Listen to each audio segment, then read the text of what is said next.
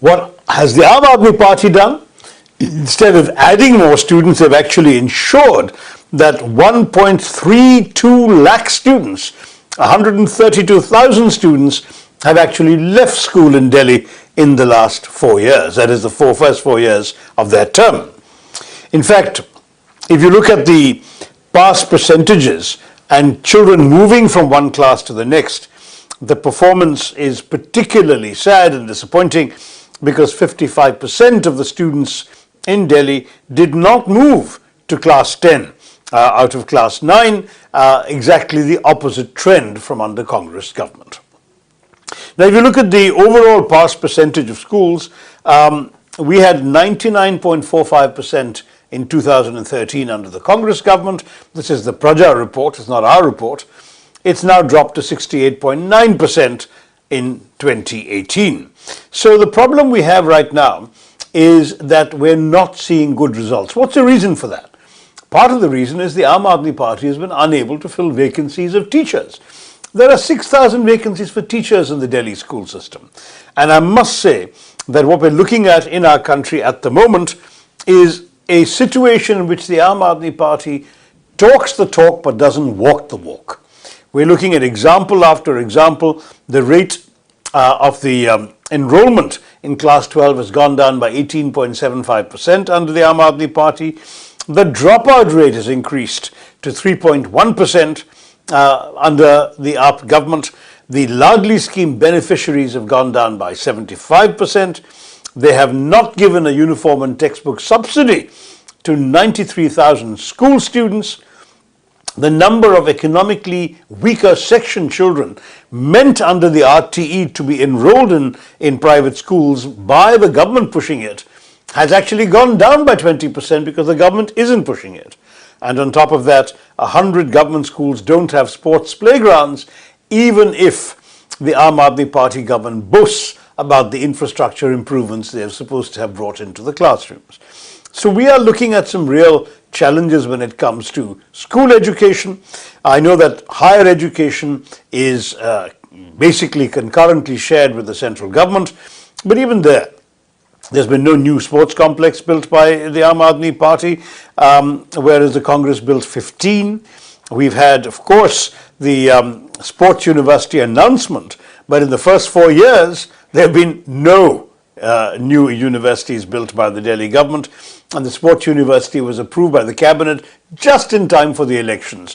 Not even a foundation has been laid for the university. No new colleges have been built, though they have made announcements on paper. And I might say that 40% of the Aam Aadmi Party's MLAs, 22 of their MLAs did not raise even a single issue on education in the Delhi Assembly. So we are looking at a situation where the Aam Aadmi Party wants you to believe that education is a big miracle, they've done so many things here, but in practice, the actual track record when you go into the details is rather disappointing. Now, we think we can do better. You give us a chance, and we are quite confident the Congress Party will give you a much better performance on the education sector. And I'm turning to your questions now, with apologies for that somewhat lengthy introduction. Neeraj Sachar has written saying, if the Congress were to come in power, will there be reforms in the midday meals currently being given to students? We're very, very proud of the whole idea of the midday meals, which was introduced by Congress governments, both in Delhi and nationwide. And I want to say that we are very open to suggestions. This is a Samvaad, it's a two-way consultation. No point my sitting here and telling you how we can improve the food. You tell us what you'd like to see. What kind of quality ingredients do you feel are missing that need to be restored within realistic budgetary limits? What kind of food items ought to be provided that are not being provided? You give us your suggestions, we're open to them. Sameer asks, there are 93,000 students who don't get subsidies for textbooks and school uniforms. How is Congress planning to rectify that? Very simple, we'll give the subsidies. This is an example I already mentioned in my own remarks at the beginning of this Facebook Live. The truth is, we believe that the government revenues are meant to be used for the economically weaker sections of our society. Others talk, but they don't deliver. We have a track record of delivery, and we will make sure it's done. Divyansh asks, the dropout rate for the Ladli scheme is very high. How will the Congress ensure more participation and commitment? It's not just dropout rate. 75% people actually have not even been getting benefits from the Aam Aadmi Party, and we're going to be very conscientious in ensuring that we track the beneficiaries, ensure that if they're not able to continue, we ask them why, see whether we can support them in order to get back into the system. If we are going to have a scheme, it needs a full backing of the political authorities in this government, and we assure you we're going to provide that. Sandeep, here's a much more ambitious question. How does Congress plan on improving the current education system in the schools of India? Well, that's unfortunately not an option for us except in the governments that we rule. So give us Delhi and we will improve things in Delhi. We're already working hard in Rajasthan, in Madhya Pradesh, in Chhattisgarh to improve what we're trying to do. And of course, we have a significant role in the Jharkhand coalition government as well. We will do our very best to improve the education system across the board. Just to tick off a few important things, ensure that teacher vacancies are filled, ensure that students are getting the attention they require so that learning outcomes are privileged and not just showing enrollment numbers. We're happy with the enrollment numbers. We want to ensure the kids actually learn something.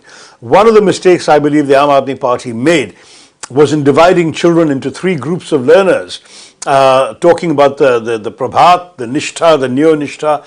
That becomes a very demoralizing initiative because it segregates children. And all studies, if the Aam Aadmi Party had taken the trouble to find out, all studies demonstrate that the weaker children actually benefit from being in mixed classes with brighter children. They see what the other children are learning and accomplishing. They try and feel motivated to imitate them, whereas you put all the weak performers together, that motivation is not there. So I think that's a big mistake Aam Aadmi Party's brought. We will reverse this Prabhat Nishtha, Neo-Nishtha idea. What we want to try and do is ensure better teaching, more focus on resources for those who can't afford to come to school, absolutely strong emphasis on ensuring learning outcomes without dividing or segregating children, trying to prevent the significant level of dropouts that are happening, and at the same time offering realistic options for vocational training and exposure to vocational training in the high schools so that those children who are not academically oriented but are good with vocations, good with their hands, good with their other kinds of skills, can develop a viable profession after school. But we would like very much to measure our performance by reducing the dropout rate and increasing the actual performance. Abdul Qadir asks, will the Congress complete the process of establishing the sports university? Yeah, well, I mean, the sports university only exists on paper, my friend. It's been approved by the cabinet of the Aam Aadmi Party just in time for the elections. I want to assure you that when we come around, and this is something we have been advocating for some time, we will give it very rapid priority and we will actually come up with a concrete, effective and targeted sports university complex. Sandeep Kumar, will the Congress focus more on primary or higher education? Both. I mean, primary is of course the responsibility of the state government, so that is something that is a direct full-fledged responsibility. But higher education is a concurrent responsibility, and there are two aspects to this that the Congress is conscious of. First, at the national policy level, we have laid down many of the policies when we were in power that have given us good public institutions in Delhi. Delhi University, Jawaharlal Nehru University, Jamia, there are so many institutions in Delhi that are amongst the best in the country, the most reputed in the country. And we are dismayed that the Aam Aadmi Party has sat on its hands while the students there have been maltreated, attacked and brought to their knees by the misbehavior of either university administrations, the police or gundas from other sides. I think what we need to ensure is that the central universities are protected, the students are able to enjoy the freedom to express themselves, to think, to grow, to debate without any fear of violence, and we will take steps to ensure that.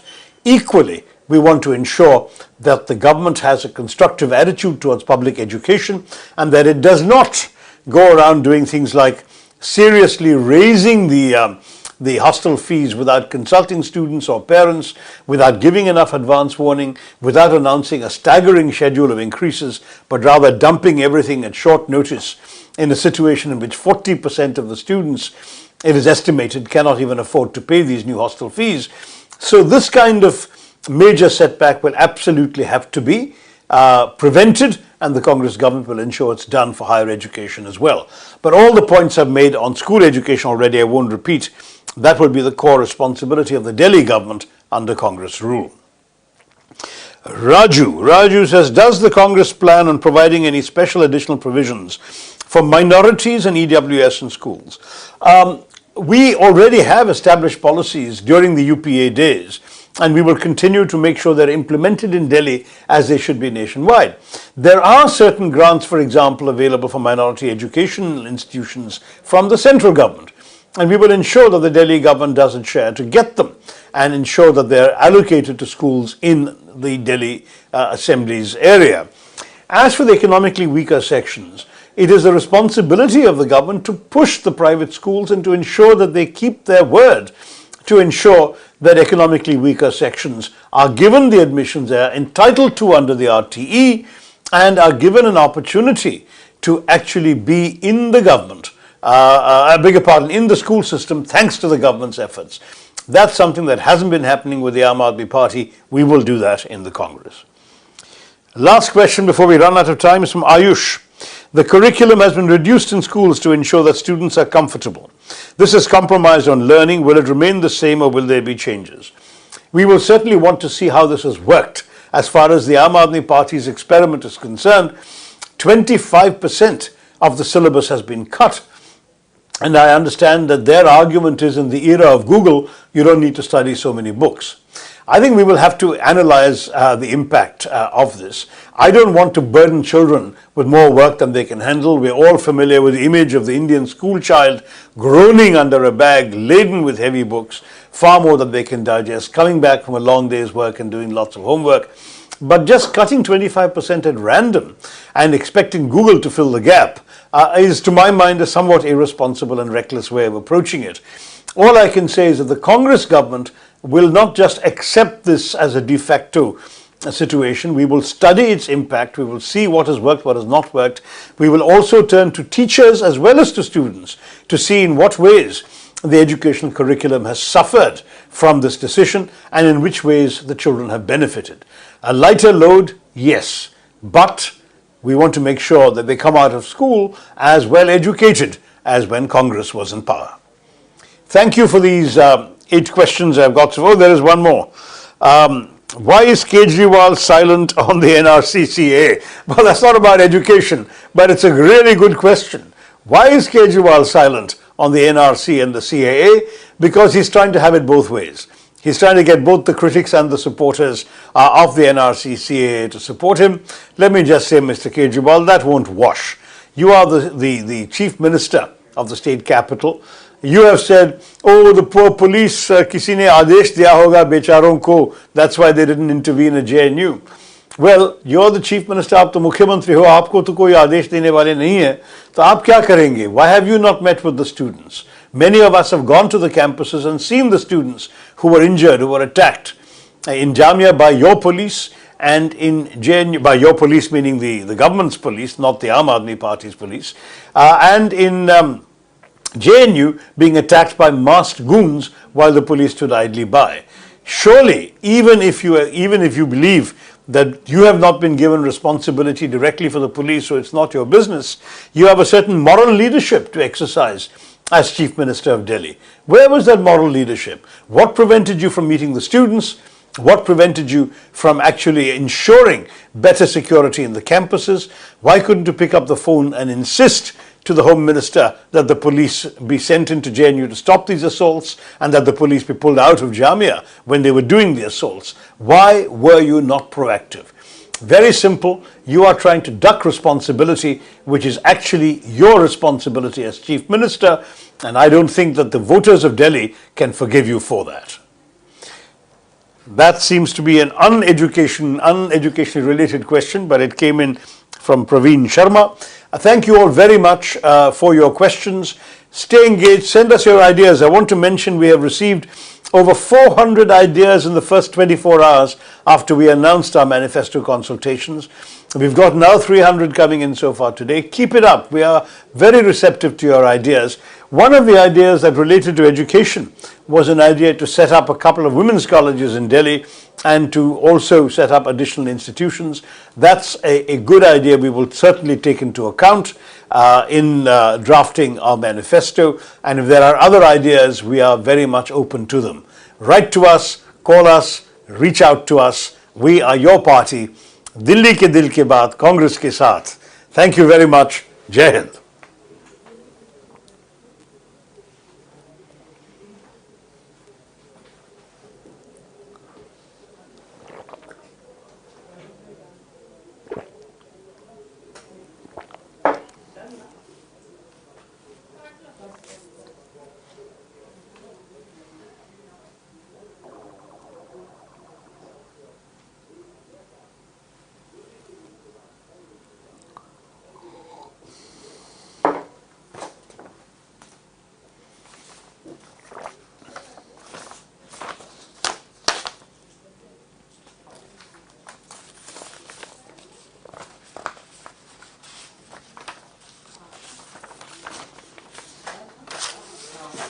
Was it about the right length, Rohan?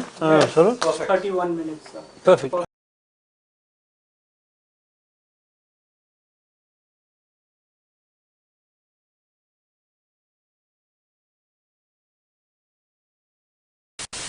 नमस्कार दोस्तों, अक्टूबर 2019 की बात है। हमारे प्रधानमंत्री जी की भतीजी का पर्स चोरी हो गया था। दिल्ली में थी वो, ऑटो रिक्शा से नीचे उतर रही थी कि दो बंदे बाइक पे आए, पर्स छीन कर लेकर चले गए। इतनी बड़ी चीज नहीं है क्योंकि snatching one of the most common crimes है।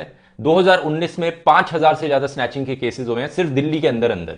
अगर ये आपके साथ हुआ होता तो ऑलमोस्ट जीरो चांस था कि आपको आपका पर्स वापस मिल पाता, क्योंकि इतने सारे केसेस होते हैं यहाँ पर। लेकिन क्योंकि ये प्रधानमंत्री जी की भतीजी थी, यहां पर 700 से ज्यादा पुलिस ऑफिसर्स को इस काम पर लगाया गया इनका पर्स ढूंढने के लिए। 200 से ज्यादा सीसीटीवी रिकॉर्डिंग्स को इन्होंने चेक किया और सोनीपत में जाके उस अटैकर, उस चोर को पकड़ा वहां पर। यह है दोस्तों जस्टिस सिस्टम हमारे देश का वीआईपी लोगों के लिए। दूसरी तरफ सुनिए, पिछले हफ्ते की बात है, करीब 20-30 गुंडे मास्क पहनकर, हाथ में लाठियां, रॉड लेकर, एसिड लेकर हाथ में एक यूनिवर्सिटी के अंदर घुसते हैं। स्टूडेंट्स के रूम्स में घुसते हैं, उनको मारते हैं, पीटते हैं। वहां पर पुलिस गेट पर खड़ी रहती है और इस इंसिडेंट के एक हफ्ते बाद तक भी पुलिस ने आज तक किसी को अरेस्ट नहीं किया। यह है दोस्तों हमारे देश का जस्टिस सिस्टम आम आदमी के लिए। फर्क देख रहे हो ना, कहां पे एक वीआईपी की क्या ट्रीटमेंट की जाती है पुलिस के द्वारा और आम आदमी की यहां पर क्या ट्रीटमेंट की जाती है पुलिस के द्वारा। एक जगह पर्स चुराने का केस है और एक जगह गुंडे, एक मॉब पुलिस का यूनिवर्सिटी के अंदर घुसता है। आइए दोस्तों शुरू से समझते हैं इस पूरी स्टोरी को कि क्या हुआ, कैसे हुआ। तो जेएनयू यूनिवर्सिटी है, उसमें अलग अलग स्टूडेंट ऑर्गेनाइजेशंस हैं। एक तरफ है स्टूडेंट ऑर्गेनाइजेशन एबीवीपी, जो कि बीजेपी आरएसएस की आइडियोलॉजी से इन्फ्लुएंस्ड है। दूसरी तरफ है स्टूडेंट ऑर्गेनाइजेशंस जैसे कि एआईएसए, एआईएसएफ, एसएफआई, जो कि लेफ्टिस्ट आइडियोलॉजी से इंस्पायर्ड है। तो जेएनयू की स्टूडेंट यूनियन में इलेक्शंस हुई थी जिसमें लेफ्टिस्ट आइडियोलॉजी वाली स्टूडेंट ऑर्गेनाइजेशंस इलेक्शंस जीती थी। तो इस वक्त करंटली जेएनयू एसयू, जो कि जेएनयू का स्टूडेंट यूनियन है, उसकी प्रेसिडेंट है आयशे घोष, जो कि एसएफआई स्टूडेंट ऑर्गेनाइजेशन की है। तो ये इन तीनों स्टूडेंट ऑर्गेनाइजेशंस में एक अलायंस है।